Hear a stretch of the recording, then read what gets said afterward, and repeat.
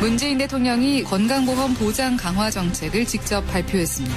어떤 질병도 안심하고 치료받을 수 있는 나라를 만들어 가겠습니다. 선심과 인심은 다 쓰시고 부담은 국민이 지는 꼴이 되지 않을까. 예, 건강보험 보장성 강화 대책. 이른바 문재인 케어가 발표됐죠. 핵심은 이겁니다. 미용과 성형을 제외한 의료비 전체에 대해서 건강보험을 적용하겠다. 모든 질병에 대해서 건강보험을 적용해 준다니까 뭐 두 팔 벌려서 환영할 만한 정책입니다. 하지만 문제는 재원. 돈이죠, 돈. 예. 청와대에서 말합니다. 걱정 말아라. 앞으로 10년간 건강보험료 인상률을 기존보다 높이는 일은 없을 거다. 이렇게 말을 했습니다만 이게 건강보험 재정이 5년만 지나면 바닥날 텐데 대체 어떤 대안이 있는 건가? 5년은 버틸 수 있는 건가? 이런 우려도 적지가 않습니다. 이게 대선 공약이었죠. 당연히 더불어민주당이 같이 만든 겁니다. 그래서 이분에게 질문해보겠습니다. 국회 보건복지위 소속이세요. 더불어민주당 기동민 정책위 부의장 연결을 해보죠. 기동민 부의장님 안녕하세요. 네, 안녕하세요. 더불어민주당 성북을 출신 기동민입니다. 반갑습니다. 예. 한마디로 말하자면 미용 성형 빼고는 비급여 항목이란 자체를 없애겠다 이런 거죠? 네, 그렇습니다. 예, 참 이상적이고 좋습니다. 근데 네네. 이게 보니까 5년간 이 정부 5년만 치더라도 30조 6천억 원이 든다 이렇게 계산을 하셨네요. 예. 30조 6천억 일단 가능하겠습니까? 이번 문재인 케어의 핵심은 내용을 구체적으로 세분화하기 이전에 국민의 삶, 특히 국민의 건강은 국가가 책임지겠다라는 명확한 좌표를 설정하고 그걸 천명했다는 측면에서 대단히 큰 의미가 있다고 생각하고요. 금방 말씀 주셨던 이런 긍정적인 전망과 더불어서 이제 재원 대책 등 사회적 논의 과정들을 충분히 좀 밟아야 하는 그런 과정들이 저는 남아있다고 생각합니다. 그렇죠. 명확하게 보면 이제 재원 마련을 하는 데는 한 너다섯 가지 방도가 있는 것 같아요. 그러니까 첫 번째로는 국고 지원을 확대하는 거겠죠. 지금까지 올해 한 7조 가까운 돈이 국고 지원이 예정되어 있는데 그런 부분들이 예정대로 집행돼야 될 거고. 또 건강보험의 누적 적립금 한 21조 정도 되는 건데. 건강보험이 가지고 있는 적립금 20조 원. 네, 그렇습니다. 이 법정 준비금이라고도 얘기하고요.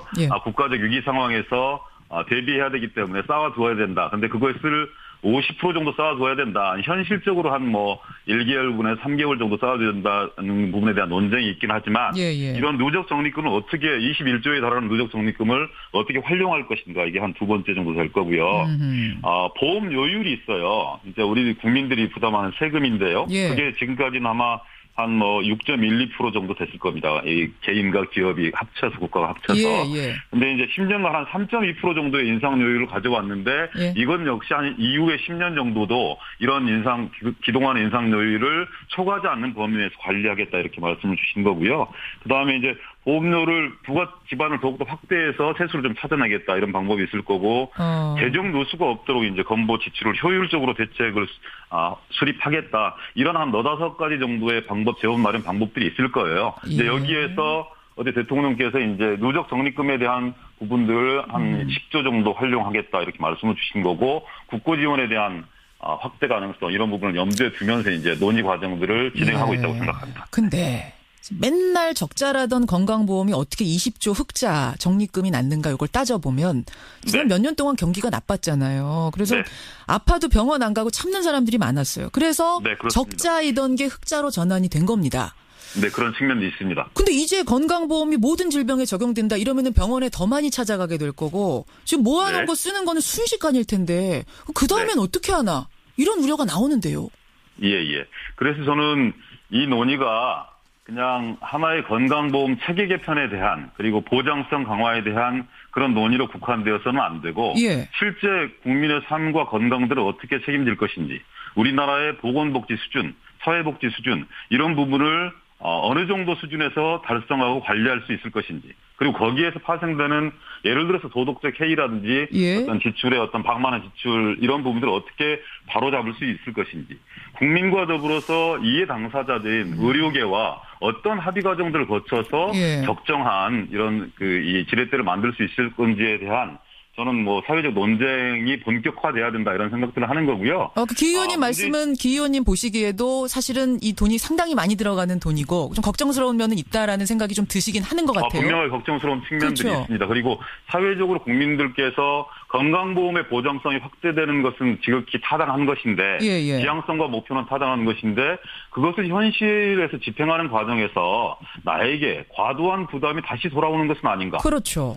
그리고 또 그것을 엄정하게 집행해야 될 정부는 신뢰성을 가지고 국민들을 설득할 수 있는 것인가. 이런 부분에 대한 종합적인 논쟁 과정들이 있는 거거든요. 맞아요. 그래서 이제 세금 문제와 관련해서 논의가 들어가 보면 우리나라 OECD 평균 그 정부에 대한 신뢰도가 한 40% 이상을 상회해 OECD 보고서를 보면 한 46% 정도 되던데 우리나라는 아쉽게도 한 정부에 대한 신뢰도가 28% 정도밖에 안 되는 거죠. 그러니까 세금이 걷어진다 하더라도 이 세금이 나의 삶의 변화를 위해서 긍정적으로 잘 쓰여질 수 있을 것인가 여기에 대한 막연한 불안감과 불신이 저는 팽배해 있다고 생각합니다. 지금 말씀을 좀 요약하자면 그러니까 지금 누수 잘못 쓰이고 있는 세금들을 잘 좀 전환하는 방법 이런 방법이 대안이 되지 않겠는가 종합적으로 가야 된다 이런 말씀이신 거예요? 그러니까 그런 부분들도 같이 염두에 두고 국민의 신뢰를 획득하는 과정과 더불어서 이런 보장성의 강화 문제, 재원 대책의 문제 그리고 이후에 지금 또 한 곳에서는 70%도 많다, 보장성을 강화하는데 70%도 많다 이렇게 얘기하고 있는 반면에 아니 대선 공약은 80%인데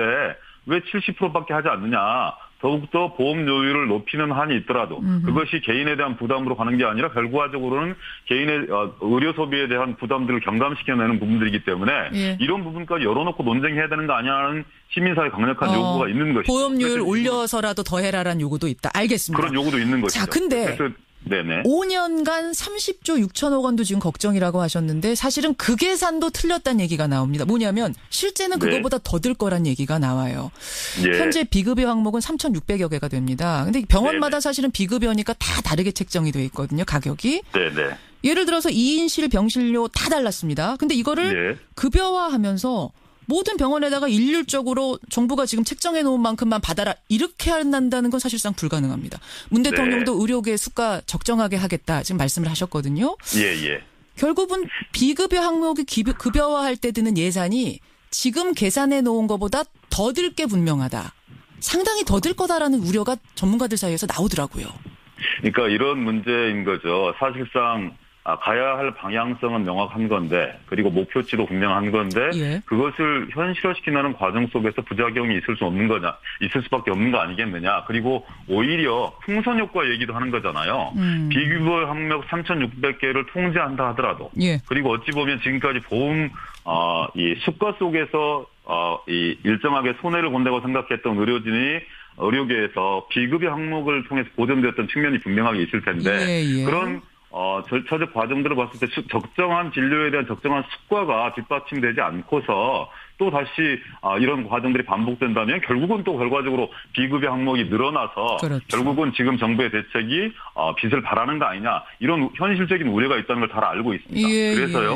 그래서 저는 정부의 의지와 못지않게 아까 말씀드렸던 제반 어려운 과정들이 지금 이제 나타나고 있는 것인데 예상되고 있는 것인데 그런 것을 정당 그리고 국회 이해관계 집단 예를 들어서 의사라든지 또 시민사회단체라든지 관련 노동단체라든지 이런 분들이 상당 부분 사회적 합의를 이루어내고 차분하게 의견들을 수렴해 나가면서 부작용들을 최소화시켜 나가는 방향으로 그것을 현실적으로 관리하는 게 맞지 그런 어려움과 위험성이 있기 때문에 지금 방향을 가져가는 게 시기상조 아니냐 이렇게 얘기하는 것은 지난 이렇게 국민들한테 약속이 게 노무현 정부 때도 80%였고 이명박 박근혜 정부 때도 75%였습니다. 그런데 지금 현실적으로 보장성은 63.4%에 불과하거든요. 그래서 가야 되는 지향성들을 명확하게 하고 금방 김현정 의원께서 말씀 주셨던 이런 갖가지 지적사항과 우려되는 사항들은 사회적 논의 과정, 의견 수렴 과정 속에서 보완하는 방향으로 정책적 방향성을 잡는 게 옳다. 보완해야 될 부분들이 지금 상당히 보여서 이제 이런 질문들이 들어오는 건데 하나는 실손보험에 관한 문제입니다. 현재 국민의 65%가 실손보험을 들고 있어서 그렇습니다. 비급여 항목들은 그런 혜택을 받고 있죠. 근데 다 급여화가 되면 그럼 실손보험 들었던 사람들은 어떻게 되는 건가? 어떻게 되는 겁니까? 지금 실손보험이 가구당 한 23만 원 정도 또 지출이 되고 있는 거잖아요.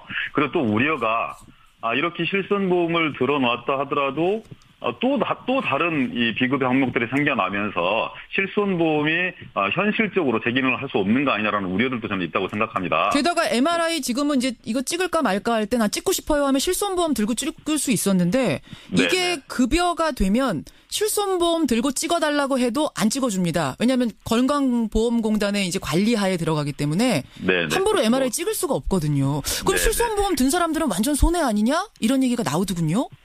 저는 시행 과정 속에서 나타날 수 있는 우려가 좀 있다고 생각을 해요. 근데 이제 그것을 전일적으로 다 그렇게 평가할 수는 없다고 생각이 들고요.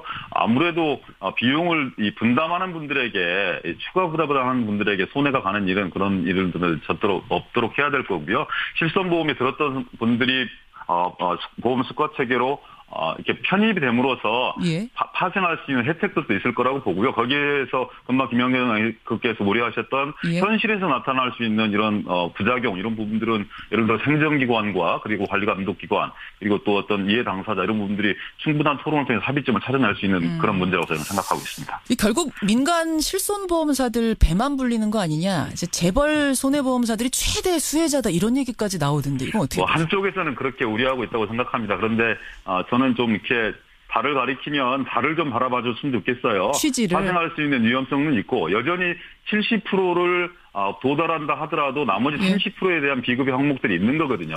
그리고 그걸 개인의 부담으로 채워야 되는 부분들이 있는 것인데 궁극적으로 한 OECD 평균 기준 건강보장률 한 80%까지 가면은 금방 우려했던 많은 문제들이 해소될 수 있다고 보여지는데 근데 거기까지 가기에는 개인의 부담 이런 부분들이 증가되는 측면들이 있기 때문에 사회적 논의 과정들을 충실히 밟아나가는 그런 계기로 지금의 어떤 그 과정들을 삼아야 되는 거 아닌가 저는 이렇게 생각하고 있습니다. 알겠습니다. 이제 급여로 커버되는 게 한 70% 되기 때문에 결국 30%는 비급여이기 때문에 결국 실손보험 깨지도 못하고 가지고는 있고 이러다 보니까 결국 실손보험사들 배만 불리는 거 아니야 이런 이제 우려들을 하시는 것 같아요. 말씀하신 그 부분들 보완해야 될 부분들 현실적인 우려의 소리도 귀를 기울여가면서 이게 취재 자체는 좋으니까요.